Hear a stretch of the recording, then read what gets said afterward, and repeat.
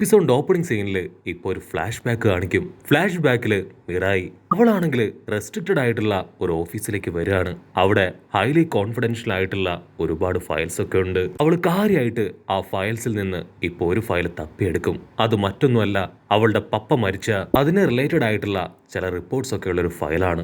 അത് വായിക്കുമ്പോൾ അവൾക്ക് പിടികിട്ടും. ഈഡൻ എന്നു പേരുള്ള ഒരു വില്ലൻ, അവന്റെ കൈകൊണ്ടാണ് അവളുടെ പപ്പ അദ്ദേഹം കൊല്ലപ്പെട്ടതെന്ന്. അവിടുന്ന് അങ്ങനെ ബ്ലാക്ക് ഔട്ട് ചെയ്ത് ഇപ്പൊ പ്രസന്റ് കാണിക്കും. പ്രസന്റില് മെയിൻ ലീഡറിന്റെ അവന്റെ അസിസ്റ്റന്റ് ആളാണെങ്കിൽ ഇപ്പൊ എല്ലാവരുടെയും കയ്യിലൂടെ ഓരോ പാത്രം കൊടുക്കും. അതിലാണെങ്കിൽ കുറച്ച് വെള്ളവും. ആ ലീഡർ പറയും, ഞാൻ നിങ്ങൾക്ക് ഒരു സിഗ്നൽ തരും. അപ്പൊ കറക്റ്റ് ടൈമിൽ നിങ്ങൾ ഈ വെള്ളം കുടിക്കുകയാണെങ്കിൽ നിങ്ങൾ കാണാൻ ആഗ്രഹിക്കുന്നവരെ വളരെ ക്ലിയർ ആയിട്ട് നിങ്ങൾക്ക് കാണാനും സംസാരിക്കാനും പറ്റും. ആ ലീഡർ റിയോഗിയാണെങ്കിൽ ഇപ്പൊ മിറായോട് അവളുടെ പപ്പയെ കുറിച്ച് ചോദിക്കും. അവളും അവൾക്കറിയാവുന്ന എല്ലാ കാര്യങ്ങളും ഇപ്പൊ ആളോട് പറയാണ്. അങ്ങനെ അല്പനേരം അവനോട് സംസാരിക്കുമ്പോ മിറായ്ക്ക് എന്തോ പിടികിട്ടും.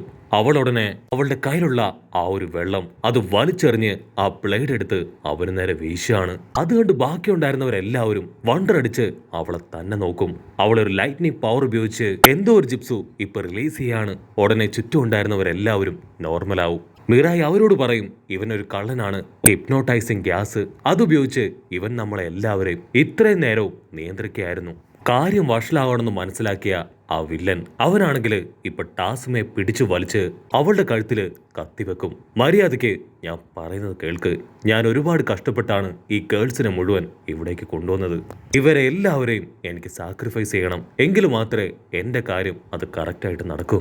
ഇമ്മോർട്ടൽ പവർ അതെനിക്ക് വേണമെന്ന് പറഞ്ഞ് ഒരു കത്തിയെടുത്ത് ഇപ്പൊ അവൻ അവളെ വെട്ടും. അതിനുശേഷം ആ ബ്ലഡ് അതവൻ ചെറുതായിട്ട് സക്ക് ചെയ്തെടുക്കും. ആ വില്ലനാണെങ്കിൽ ഇപ്പൊ ടാസ്മയെ അവളെ ഒരു പപ്പടായി കൺട്രോൾ ചെയ്ത് മിറായുമായി പൊരിഞ്ഞ അട്ടയടി ഫൈറ്റ്.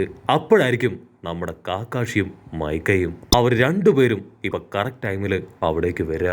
കാക്കാഷി ഒരു കത്തിയെടുത്ത് ആ വില്ലന് നേർക്ക് വലിച്ചെറിയും.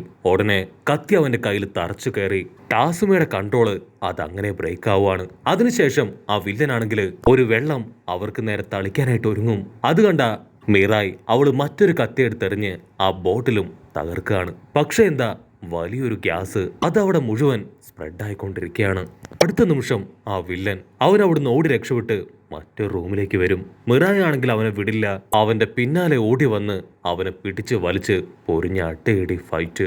ഉടനെ ആ വില്ലൻ പറയും, നിന്റെ പപ്പയെ കൊന്ന ഹീഡൻ അദ്ദേഹം എന്റെ മാസ്റ്ററാണ്. ഇമ്മോർട്ടൽ പവർ അത് കിട്ടുക എന്നത് മാത്രമാണ് എന്റെ ലക്ഷ്യം. നമ്മുടെ പെങ്കുച്ച് അവൾ എന്തെങ്കിലും ചെയ്തതിന് മുൻപ് തന്നെ അവൻ കത്തി നീട്ടി അവളുടെ വയറ്റിൽ ആഞ്ഞു വെട്ടും. എന്നിട്ട് ആ ഒരു ബ്ലഡ് അതും സക്ക് ചെയ്തെടുത്ത് ഇപ്പൊ അവളെയും കൺട്രോൾ ചെയ്യാണ്. അവൻ വീണ്ടും ഒരു കത്തിയെടുത്ത് ആഞ്ഞു വെട്ടുകയാണ്. അവള് ചോര തുളുമ്പി താഴേക്ക് വീഴും. അവൻ ആ ഇമ്മോർട്ടൽ പവർ കിട്ടിയെന്ന് കരുതി തുള്ളിച്ചാടും. അപ്പോഴായിരിക്കും അവളുടെ ബോഡി അതങ്ങനെ കാറ്റായി ഇൻവിസിബിൾ ആയിട്ട് മാറുന്നത് അവൻ കാണുക. ഉടനെ അവൾ സ്ട്രെയിറ്റ് ആയിട്ട് ഇപ്പൊ അവന് നേരെ വരും. ആക്ച്വലി അവൻ വെട്ടിയതും സക്ക് ചെയ്തതും അവളുടെ ബ്ലഡ് അല്ല, അവൾ കൊണ്ടുവന്ന ഹോട്ട് സ്പ്രിങ്ങിലെ ആ വെള്ളം മാത്രമാണ്. അടുത്ത നിമിഷം അവളുടെ പപ്പയുടെ പവർ ഉപയോഗിച്ച് ആ വില്ലനെ തകർത്ത് അവൻ അറസ്റ്റ് ചെയ്ത് അവിടുന്ന് കൊണ്ടുപോകും. അങ്ങനെ ഒരു വിധത്തില് നമ്മുടെ പെങ്കൊച്ച് അവള് വലിയൊരു പ്രശ്നം സോൾവ് ചെയ്തിരിക്കുകയാണ്. ടാസുമയാണെങ്കിൽ അവളോട് താങ്ക്സ് പറയും. Thank you very much. ഞാനിനി എൻ്റെ ഗ്രാമത്തിലേക്ക് തിരികെ പോവാണ്. അങ്ങനെ എല്ലാവരും ഹാപ്പിയായി ഇപ്പോൾ നമ്മുടെ ആൾക്കാർ അവരുടെ യാത്ര തുടരും. ടാസുമയാണെങ്കിൽ ടാറ്റ ബൈബൈ ഒക്കെ പറഞ്ഞ് തിരികെ അവളുടെ ഗ്രാമത്തിലേക്കും പോവും. അപ്പോഴായിരിക്കും മൈഗയും കാക്കാഷിയും അവർ രണ്ടുപേരും മിറായി അറിയാത്ത ഒരു പ്രത്യേക കാര്യം അവളോട് പറയുക. ആക്ച്വലി നമ്മുടെ ഈ യാത്ര ഒരു മിഷൻ തന്നെയായിരുന്നു. നമ്മുടേതടക്കം ഒരുപാട് ഗ്രാമങ്ങളിൽ നിന്ന് ചെറിയ പെൺകുട്ടികളെ കാണാതായി. അവരെ കണ്ടുപിടിക്കുക എന്നതായിരുന്നു നമ്മുടെ മിഷൻ. നമ്മൾ മാത്രമല്ല, ചോച്ചി, കിബ എന്നിങ്ങനെ ഒരുപാട് പേര് ഈ മിഷനുമായിട്ട് ബന്ധപ്പെട്ട് പ്രവർത്തിക്കുന്നുണ്ടായിരുന്നു. അവളാണെങ്കിൽ ഇപ്പൊ അത് കേട്ട് ഒരു സെക്കൻഡ് അങ്ങനെ ഫ്രീസ് ആവും. അങ്ങനെ കാര്യങ്ങളൊക്കെ തുറന്നു പറഞ്ഞ് അവരിപ്പോ തിരികെ ഗ്രാമത്തിലേക്ക് എത്തും. പൊറൂട്ടോ ആണെങ്കിൽ മിറായെ കാണേണ്ട താമസം അവളെ നോക്കി കളിയാക്കും. നീയല്ലേ പറഞ്ഞേ നീ വലിയ എസ്രാങ് മിഷന് വേണ്ടിയാണ് പുറത്തേക്ക് പോയതെന്ന്. നിന്റെ ജോലി അത് വെറും ഗാർഡിങ് മാത്രമായിരുന്നെന്ന് ഞാൻ അറിഞ്ഞു എന്ന് പറഞ്ഞ് അവൻ പൊട്ടിച്ചിരിക്കും. അവിടുന്ന് അങ്ങനെ ബ്ലാക്ക് ഔട്ട് ചെയ്ത മിറായി അവളാണെങ്കിൽ ഇപ്പൊ ഷിക്കമരുവിന്റെ കൂടെ സോഹി ഗെയിം ഒക്കെ കളിച്ച് ആസുമ സെൻസൈയുടെ ആ ബ്ലേഡൊക്കെ കയ്യിലെടുത്ത് തലയിലൊരു കെട്ടൊക്കെ കെട്ടി അങ്ങനെ സ്റ്റൈലായിട്ട് നിൽക്കും. അവിടുന്ന് അങ്ങനെ ബ്ലാക്ക് ഔട്ട് ചെയ്ത നറൂട്ടോയെയും ഷിക്കമരുവിനെയും കാണിക്കും. നറൂട്ടോ ആണെങ്കിൽ ഭയങ്കര കൺഫ്യൂഷനിലാണ്. കാരണം നെക്സ്റ്റ് ചുനിയൻ അതാരാണെന്ന് ഇതുവരെ കണ്ടെത്താൻ കഴിഞ്ഞിട്ടില്ല. ഓൾറെഡി ആ ചുനിയൻ എക്സാം അത് പകുതിയിൽ വെച്ച് ഡ്രോപ്പ് ആയതുകൊണ്ട് തന്നെ അവിടെ വെച്ച് ഒരു ചുനിയനെ അവർക്ക് നിർണ്ണയിക്കാൻ കഴിഞ്ഞിട്ടില്ല. പക്ഷെ പെർഫോമൻസ് ഒക്കെ ഒന്നുകൂടെ ഇവാലുവേറ്റ് ചെയ്ത് ആരെങ്കിലും ഒരാളെ ഇപ്പൊ ചുനിയനാക്കിയേ നറൂട്ടോയ്ക്ക് പറ്റൂ. നറൂട്ടോയുടെ കൂടെ തന്നെ ഷിക്കമരുവും അവർ രണ്ടുപേരും ഇപ്പൊ കാര്യമായിട്ട് ആലോചിക്കും. തുടക്കം മുതൽ അവസാനം വരെ അവർ നടത്തിയ എക്സാംസ്, അതിലാരൊക്കെ എങ്ങനെയൊക്കെ പെർഫോം ചെയ്തു, അങ്ങനെ കാര്യമായിട്ട് ഓരോന്നും വ്യക്തമായിട്ട് ഡിസ്കസ് ചെയ്യും. അവരിപ്പോ ഡിസ്കസ് ചെയ്ത് 12 പേരിലേക്ക് അവരുടെ ഡിസ്കഷൻ അത് ചുരുങ്ങും. അതിനുശേഷം വീണ്ടും അവരിൽ ആരാണ് ദ ബെസ്റ്റ് എന്നറിയാനായിരിക്കും അടുത്ത ചെക്കിങ്. അതിൽ ഓരോരുത്തരുടെ സ്പെഷ്യൽ സ്കിൽസ് അത് കറക്റ്റായിട്ട് ഇവാലുവേറ്റ് ചെയ്ത് എക്സാമിൻ ചെയ്ത് ഇപ്പൊ 8 പേരിലേക്ക് ആ ലിസ്റ്റ് ഒതുങ്ങും. ഉടനെ നറൂട്ടോ ആണെങ്കിൽ പൊറൂട്ടോയുടെ ഫോട്ടോ കയ്യിലെടുക്കും. അപ്പൊ തന്നെ അവനെ റിജക്ട് ചെയ്ത് ആ ഫോട്ടോ മാറ്റിവെക്കും. അതിനുശേഷം ഏറ്റവും അവസാനമായിട്ട് ഫൈനൽ റൗണ്ടിൽ ആരൊക്കെ മത്സരിച്ചു എന്നത് ഇവാലുവേറ്റ് ചെയ്യും. ആദ്യം ഫൈറ്റ് ചെയ്തത് മറ്റാരുമല്ല, സാക്ഷാൽ ഷിക്കഡയാണ്. ഷിക്കഡയാണെങ്കിൽ അവന്റെ ഓപ്പണന്റിനെ അവരെ കറക്റ്റായിട്ട് മനസ്സിലാക്കി ഏതൊക്കെ സാഹചര്യത്തിൽ അവർ അറ്റാക്ക് ചെയ്യും എന്നൊക്കെ തീർച്ചപ്പെടുത്തിയാണ് ഓപ്പണന്റുമായിട്ട് ഫൈറ്റ് ചെയ്ത് അവനെ തോൽപ്പിച്ചത്. നറൂട്ടോ പറയും ആക്ച്വലി ഷിക്കഡ അവൻ സൂപ്പറാണ്. പക്ഷെ ഷിക്കമരുവിനാണെങ്കിൽ ഷിക്കഡ അത്ര വലിയൊരു പെർഫോമർ ആയിട്ടൊന്നും തോന്നില്ല. അതിനുശേഷം അവർ സാക്കുറയുടെ ഫൈറ്റ് അതിനെക്കുറിച്ച് ഡിസ്കസ് ചെയ്യും. പിന്നീട് ഈനോജിനാണെങ്കിൽ നല്ല പവറുണ്ട്. അൺഫോർച്ചുനേറ്റ്ലി അവൻ ആ ബാറ്റിൽ തോറ്റുപോയി. അതുപോലെ തന്നെ മീറ്റ്സുക അവന്റെ പവറിനോടൊപ്പം കട്ടയ്ക്ക് നിൽക്കാൻ പറ്റിയ ആരും തന്നെ ഇവിടെ ഇല്ല. ചോച്ചോടെ അന്നത്തെ ഫൈറ്റ് അത് ശരിക്കും എല്ലാവരെയും ഞെട്ടിക്കുന്നതായിരുന്നു. പക്ഷെ അവൾക്കും ആ മാച്ചിൽ ജയിക്കാൻ പറ്റിയില്ല.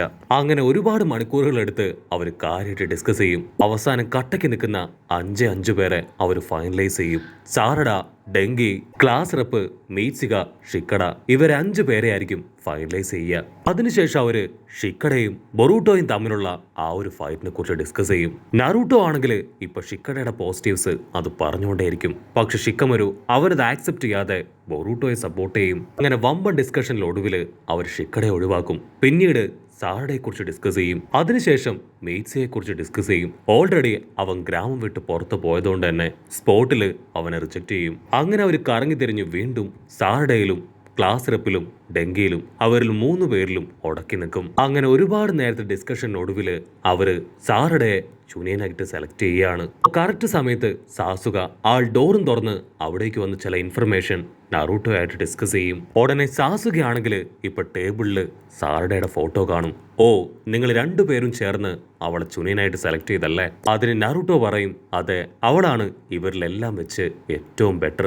നിനക്കതില് സന്തോഷമല്ലേ? ഉടനെ സാസുക പറയും എനിക്ക് സന്തോഷം തന്നെയാണ്. പക്ഷേ അവളും ബൊറൂട്ടോയും വലിയൊരു തെറ്റ് ചെയ്തു. ആരുടെയും പെർമിഷൻ ഇല്ലാതെ ഗ്രാമത്തിൽ നിന്ന് പുറത്തേക്ക് പോയി. അതിന് ഷിക്കമരു പറയും അങ്ങനെ അതിനെ കണക്കാക്കേണ്ട ആവശ്യമില്ല.